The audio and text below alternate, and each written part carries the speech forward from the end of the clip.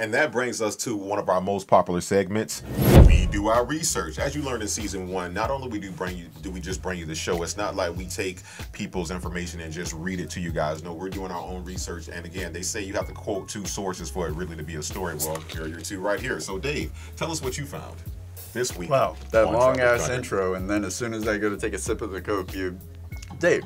A sip or a sniff? Because what are you doing? Both. Hey.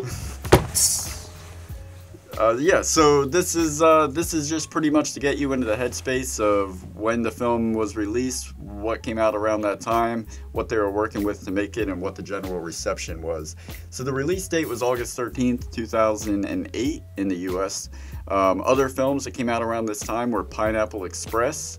So did the Midnight Meat Train, and The Rocker and House Bunny would go on to join Tropic Thunder in cinemas. How the did I miss? So did the Midnight Meat Train. The Midnight Meat Train. Yeah. Is that that has to be rated X?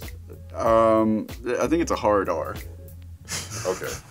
A hard R. Yeah, you know what that means. Is it 6? Not yet.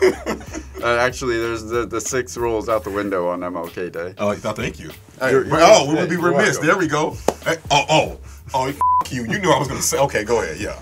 Around this time, August 13th, 2008, this was a Wednesday. This was a few short months before the end of George W. Bush's presidency and a few short months from Barack Obama becoming the first African American to be elected president. CERN powered up the Large Hadron Collider in Geneva, Switzerland, the biggest scientific experiment in the history of mankind. Breaking Bad would premiere in 2008, along with the first film of the MCU, introducing Robert Downey Jr. to the world as Tony Stark. Can you say MCU for me one more time? MCU. And lastly, a stoner won 3 gold medals, all in world record times in a single day during the Beijing Olympics. Are you talking about Michael Phelps? Yeah, the stoner. See, kids, smoke weed.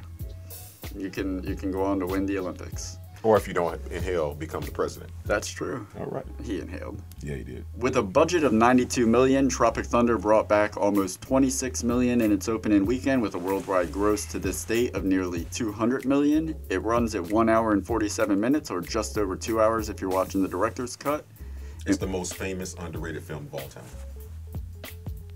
Yes, I would agree. Wait, the most famous, underrated film of all time. That is a paradox of a statement. It is. It's basically, it should never have been underrated, but it's the king of underrated. When you talk about underrated, you should start that like, bro, you know why. We'll talk about it. Yeah, That's where I was coming from with it. That's Thanksgiving. Yeah. No. There's the flip side of that coin. Okay.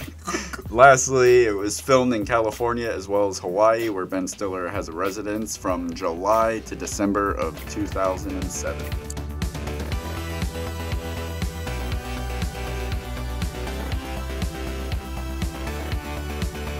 Why don't you subscribe? It'll last longer.